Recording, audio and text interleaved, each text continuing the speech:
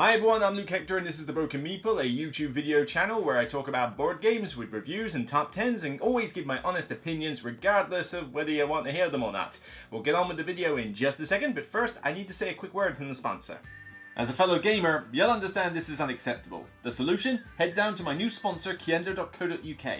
Kiender stocks many of the hot new releases as well as some old hidden gems. Free delivery on orders over £30, further discounts on bulk purchases, and even 5% of your spending refunded back to you as points to be used for further discounts down the line. If you use the referral link in the description below and sign up for a new account, you'll get 5% discount on your first order over £60. So let's make gaps in your collection a thing of the past. Get down to Kiender and start saving today. Thank you for listening and enjoy the rest of the video. Get on with it. So yeah, we got a big one today. Oathsworn into the Deepwood, this humongous box. This has been getting a lot of buzz lately with anybody who's into dungeon crawls and narrative story driven games, and of course, being a relative fan of those as well, I wanted to jump in and give my thoughts.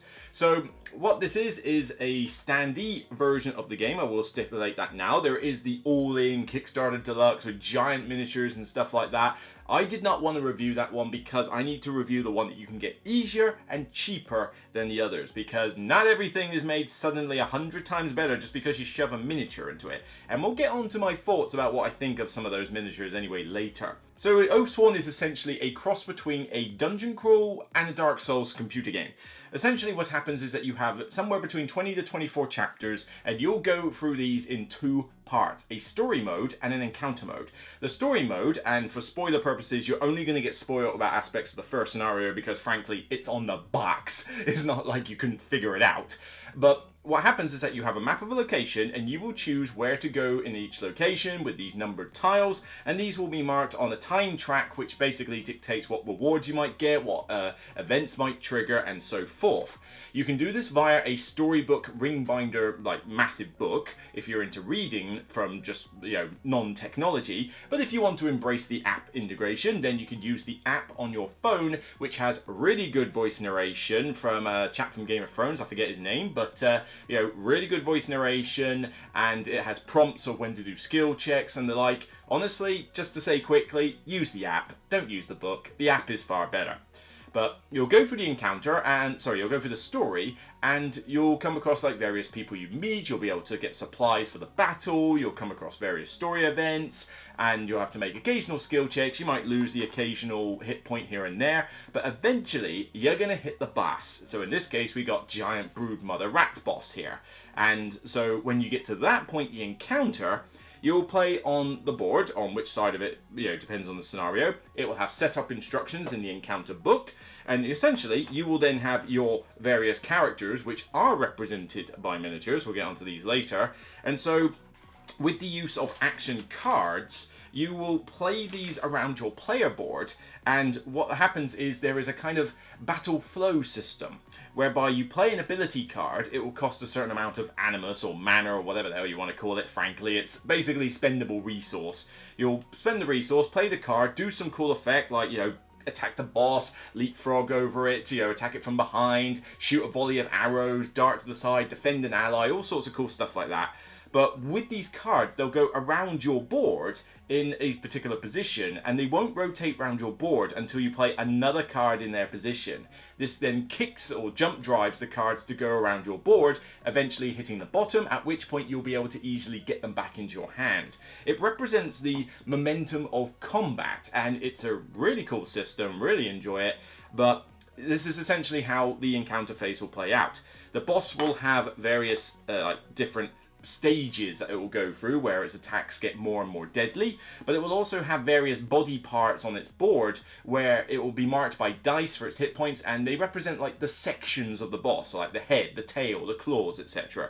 Knock out one of those bits, the monster will retaliate, but you need to knock out several of those parts in order to finally defeat the boss and win the scenario, preferably before you all get eaten alive yourselves.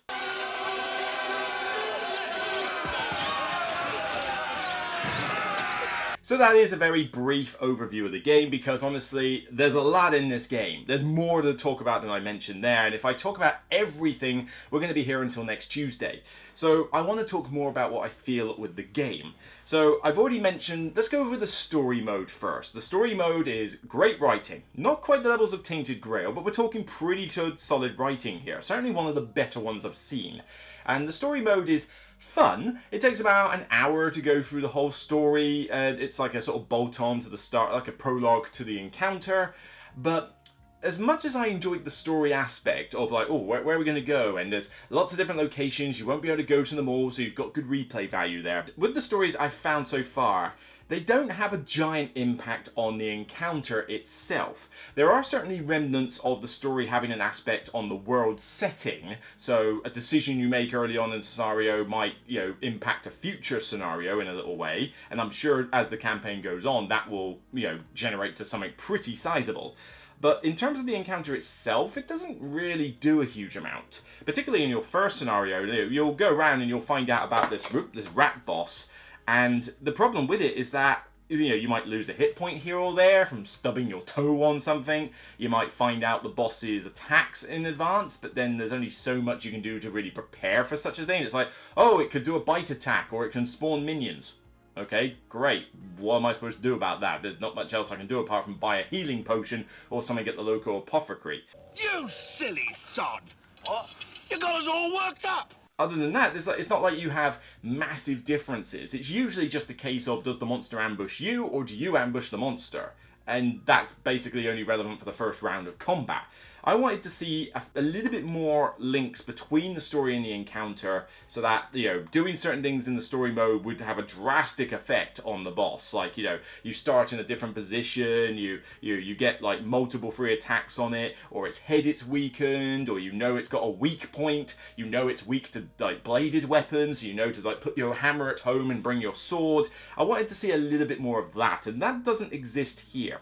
Not a massive detriment though, but I would have liked to have seen a few more links. So the real meat of this game is the encounter mode. So if the story mode is taking you a good hour, this is taking you a good 2 hours at least on top, when you know all the rules. You're looking at a good 3 hours per chapter here, and there's a lot of them. But again, we'll get onto that later. So the encounter itself is definitely my favourite part of the game. Going up against this boss, having to figure out which way it's facing and divert your attacks as such. I love this Battleflow system because you've got your player board with all its stuff on it, and just the idea that I'm going, right, I'm gonna leapfrog over this thing and attack it from behind. Okay, that goes in that cooldown there. Right, next one, I'm going to play this one here. Okay, ooh, I'm running out of cards. Right, rest, let the monster attack back. And then next turn, I'm like, well, I really would like that back at some point. So what if I play Taunt? I'll play Taunt.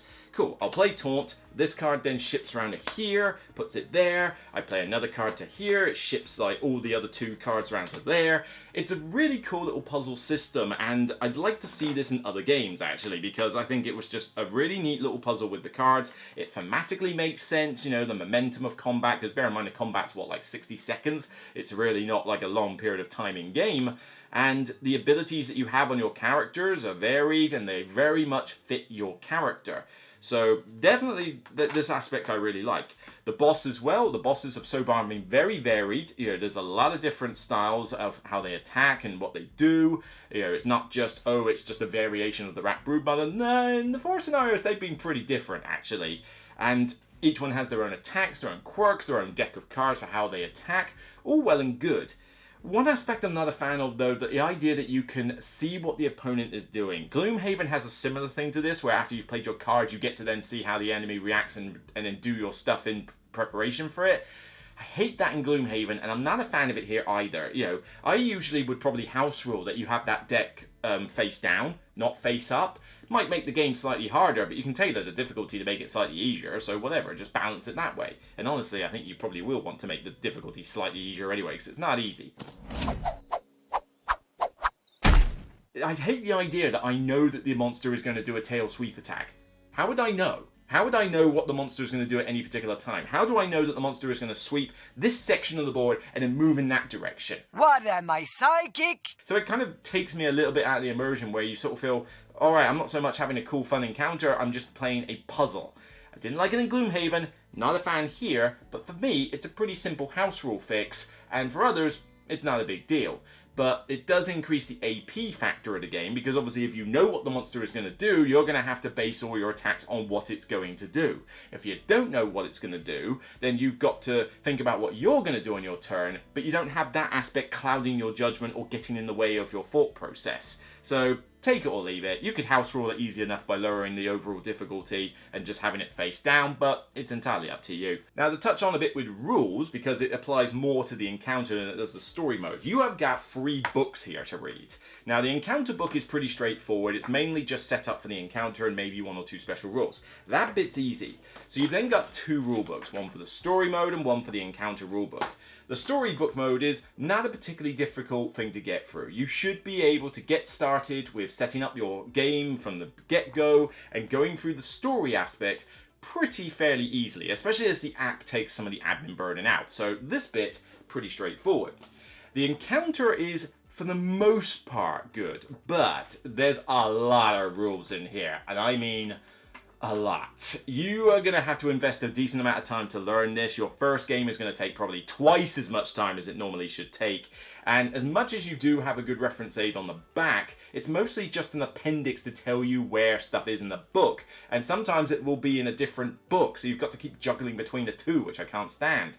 The other problem is that as much as these rules are laid out fairly well, and there's definitely pictorial representation, there's a lot of edge cases which an FAQ is definitely going to be needed for, particularly with regards to movement of the enemy, where you're kind of thinking, well, hang on, if I do this, then how does the monster react to that? Don't know, it's not in the book because it's an FAQ moment. And all those are going to keep propping up. But certainly in my first couple of games, I'm constantly going back to this rulebook going, okay, so hang on, this golden rule of north versus west, all right, fine, and choosing a target, fine. Oh, yeah, hang on a minute. So how do they move? So they move in that straight line, they'll go around that tree, or they go through the tree? Why does that rat start on the tree at the beginning of the encounter? It's like, there's a lot of those bits, and so as good as the rules are, they are not flawless, and you're definitely going to need to get a couple of games under your belt because it's a lot to take in. Paul Grogan did some tutorial videos on the pre-Kickstarter page, and it actually is quite a good set of tutorial videos. Now, granted, you might think, well, hang on, aren't they out of date? I've watched them. 99% they're pretty much accurate. Minor changes on the text on some cards, whoopee-doo. The classic rule system of the game is pretty much as per those videos, so I certainly recommend giving them a watch.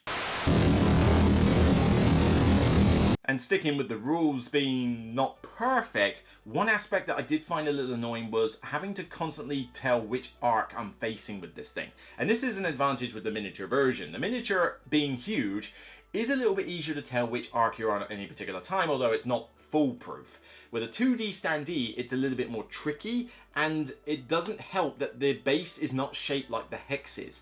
You know, for particular bosses like this one, for example, it's a giant circular base. I've got to put this on hexagons. Circles and hexagons don't go together. And so it's like, right, okay, so it's covering those hexes, fine. Then you've only got a titchy little arrow on this thing to tell you which way it's facing forward. Yeah, but I've got to deal with a front arc, and a side arc, and a rear arc, and another side arc. That's irritating to constantly having to screech the game to a halt. To think, alright, so hang on, which arc am I in here? Those 3 are the front arcs, so that's fine. So those must be the side, that must be the back, and that must be the side. And I'm having to do this calculation every time the thing moves, which is pretty frequently. Or anytime I move, I have to kind of like, if I look away for a second and then come back and it's like, oh wait, where's the front arc again? It would have been easy, I think, to have just simply had on the base, firstly, shape it like the hexagons, but also draw lines on it. Draw lines and have F and F and S and S and R on it. So that any time the boss went down, I could basically say, right, dunk, goes on, shaped like the hexes, and whichever way it's facing, I can see that it's front, side, or rear. It couldn't have been too hard with the Kickstarter funds to have put that on a plastic base, surely. Or maybe don't make it a plastic base, make it a wooden base or cardboard base or whatever, you know, and that would have done fine. But the amount of time that would have saved would have been amazing. And you get more used to it as you play more games, but again, it's one of those little things that just got in the way. Component quality overall, pretty solid, and this is just the standee version. The backs weighed about 12 kilos when it came in the post. I think the miniature version weighs about 25. It's kind of ridiculous. Now, You're probably thinking, well, surely you want the miniature version, Luke, right? Honestly, not particularly. There are one or two aspects that it might have advantages on, but honestly, I think for the cost difference, just take the standee version. Okay, this thing is now a giant miniature. It's a standee on a base. But here's an advantage here. Firstly, I can see around this thing. Have you seen the size of the miniatures for these things? They are gigantic, as well as having the terrain trees. Because here, I just get a tile that I put on the board, which granted isn't as cool as seeing a 3D tree, but when you've got all that stuff on the board, when you've got to see what hexes and what distances you're doing, you're constantly having to look around the thing because everything's in your way of your sight, particularly with the boss. The boss is so big that if I had the miniature here, I wouldn't be able to see the warbear character there. So I'd have to go, what's your warbear doing? Like that. That gets annoying on the big table pretty fast. The other thing is, this has artwork. It has artwork. Miniatures are great if you can paint them, but I'm not going to paint them, so I've just got this big blob of grey in the middle of the board. At least with this, I've got a really cool artwork picture of a giant rat monster with little rats clawing all over it and gnashy teeth and everything. Surely this is more immersive to look at, even if it is a 2D object at the end of the day. And you already get miniatures for your characters, so you've still got cool miniatures for these, which are kind of these like multi-part plastic ones, which actually, you know what, I'm all down for. There are a couple in the box though that are too fiddly for their own good. I mean, the amount of hassle I've had. I decided, I'll play the Exile in my first game. Why did I happen to pick the model that's got the most fiddly bits to put together? The amount of times things get falling off it was annoying. And no, I'm not gluing it because the whole point is that you're supposed to be able to just put them together in different poses. But then you've got ones like this Warbear, who's pretty easy to put together and looks absolutely amazing, as does this Ranger Archer, as does this weird Dryad tree. I am Groot female lady, I don't know. But, there's a lot of these cool miniatures that you still have in 2 trays, despite it being a standee version. Now, it should be noted, I have only played this solo because getting a group dedicated for this game is a bit tricky, and it's not necessarily a flaw of the game, it's a problem I have with the game. This is a game that I'm pretty much only going to play solo, and you have to play with 4 characters. So you play with a full-on fledged hero with your own bag full of stuff, that you put your stuff in to level up, and your full description, your full miniature, and you have all the bits and bobs.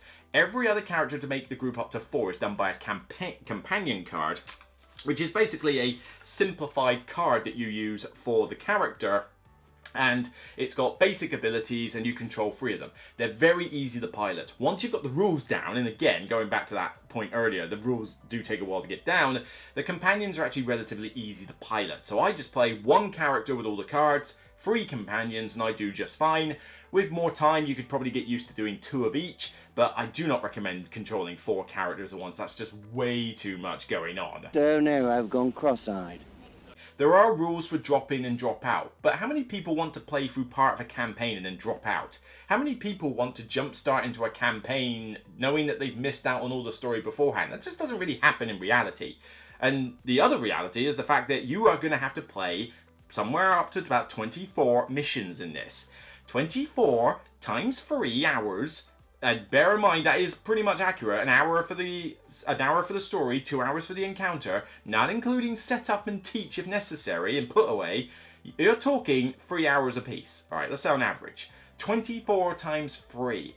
That is a colossal amount of hours you're going to have to put into this game, and this game is very much an investment. It is not a casual game. It's advanced, there's a lot of stuff happening, but you can't just jump into it and go, occasionally I'll play this. No, you need to invest your life in it. It's going to take me forever to get through the end of this campaign, and I don't know if I ever will because of all the other games I've got to play, like that Essen lot over there. So it's annoying that you don't have a standalone scenario set up in here. Yes, you technically could pick a scenario out of the book, do the instant action mode, do the quick level up system, but then that is more setup, you lose out on story aspects, and honestly, I want the story aspects. I don't just want to jump into a boss battle. I want to do a little bit more than that. So I can't see this really being suitable for standalone play. It's only going to be suitable for group play if you have a dedicated full-time group. And I mean the same 4 people who are going to play this all the way through. So most part you're going to play this solo or 2-player. and it's still going to take you a long time. So bear that in mind. It's a problem for me. It probably won't be for you, because if you're getting into this game, you're going to know that ahead of time. But yeah, I wish maybe there was just a few more standalone scenarios, like a quick setup. I just want to go in, kill a boss with a decent amount of story, and it's its own condensed narrative. So I don't need to think, oh right, hang on, how much of this story have I missed out on? I would have liked a little bit more for that. And maybe in the future they'll do that. Maybe on the Kickstarter or as DLC they'll put in standalone missions. That would be really cool to see, but at the moment in the box, it's not really a casual play game. So with any campaign game, you level up your characters and you get cool stuff, right? A little bit lacking here as well. You do level up your characters after every mission, but it's not like you get a lot of cool stuff. You'll get more items, and certainly from these item decks and that, there's plentiful amounts of them, you know, although they may just be sword, shield, buckler, bow, whatever. But eventually they do start getting a bit more interesting, particularly with the unique items. But you can only carry so much. Your characters have limitations on what they can equip, and you only get, on top of those items, you don't get many player-specific stuff. You've got your cards, your various different action cards that you do everything with, but you already have 6 or 7 of them to begin with. You can unlock, I think, another, like, a bunch of them, yes, but you only get them, like, once every 4 or 5 levels. So you're not going to get... You'll have access to these, but you only pick 7 for a mission. But every 5 levels, that's quite a long time before you get access to a new set of cards. Before then, the main thing you're getting is basically more tokens. You can have like certain permanent tokens on your little sheet here in preparation. So I know that, for example, the Warden here can have 3 defense tokens before the mission starts. A +2 Animus and a redraw, and maybe they've upped their Animus regen a little bit. But starting off with a bunch of tokens isn't as interesting as having really cool stuff to play with. And, 5 missions, you're talking 15 to 20 hours at that point. A long time has passed before you get access to new abilities. Now, this kind of helps you get used to the abilities that you already have, but maybe I would have liked that speeded up. And this kind of goes back to the whole thing that I think just 24 missions is too many. Not every game needs to have a mammoth amount of content. I would not have complained if this game had 15 hours, like 15 chapters as opposed to 24. It would not have been like, oh, there's not enough content in this game. It's only 15 chapters. Yeah, it's only 45 hours as opposed to 75. You could happily have made this a much smaller game base, and then over time released expansions with little mini campaigns. That would have been perfect, but 24 is a bit much, seriously. Yeah, but your scientists were so preoccupied with whether or not they didn't stop to think if they should. So Oathsworn overall is a really enjoyable game, and I gotta say from a gameplay perspective, it's pretty solid. I like the story mode, the writing's really good, it doesn't take too long, and it gives the players a nice kind of introduction to the scenario. Almost a bit like okay, what are we trying to figure out here? What is this monster? Oh, this is pretty sweet. And so that aspect's pretty enjoyable and not too difficult to get through, with the rulebook being a lot smaller than the other rulebooks and not having quite so many edge cases in how to do things. The component quality is stellar. I mean, loads of cards, loads of container boxes, tokens, player boards, trays in the box, miniatures for your heroes, standees are still great with big artwork, great artwork, so big artwork, great artwork, and if you get the miniature version it will look even better, but honestly the standee version is pretty solid anyway. There's definitely a lot of good stuff to say. If anything is hurting this game for me, it's, as I said, the rules investment is quite a mission here. The edge cases for FAQs and stuff does get in the way, trying to figure out the arcs on these things. Again, little niggles that get in the way, but they add up. I also would have just liked a bit more connection between the story aspect and the encounter. So far it doesn't seem like there is that much. The story connects more with the story, but not so much with the encounter afterwards. And also leveling up, I would have liked maybe access to stuff a little bit quicker than it already is. But those blemishes aside, and just maybe the fact that I'm just never going to play through 24 games of this because it's going to take me forever, even as a solo player, to do this, I wish they'd put in more standalone scenarios. In the future, if they do that, I could come back and revisit this, but 24 chapters is a lot to ask in this modern day and age. I mean, how many people out there who play a lot of games have the time to devote to something like this? It's the same argument I make with Gloomhaven, and I make the same one here. But all that said, really solid game, really enjoyable, and I think it's going to have its fans. It already does have a bunch of fans, but if you're into this style of game, I think it's definitely one to check out. Overall, I think those blemishes do get in the way of making this a stellar, like, distinction level game, but I'm giving it a solid 8 out of 10. It's still really enjoyable, and I've definitely enjoyed my time with it, albeit a lot of investment of time has had to go into this, in order to get it to this stage. It kind of makes me a bit sad that I'll never really feel like I'll finish this game, but that's a good feeling to have in some respects, because it means that I enjoyed it. It means that I liked it and I wanted to see more of it. But 8 out of 10, because I do think those blemishes and those issues do get in the way of hurting it from a distinction level game that I can absolutely say is a must buy. Certainly think about how much money you're going to spend on this. Are you happy with a standee, or are you going to grab a miniatures version? Because trust me, the price difference is going to be pretty significant, I expect. And also, bear in mind your group.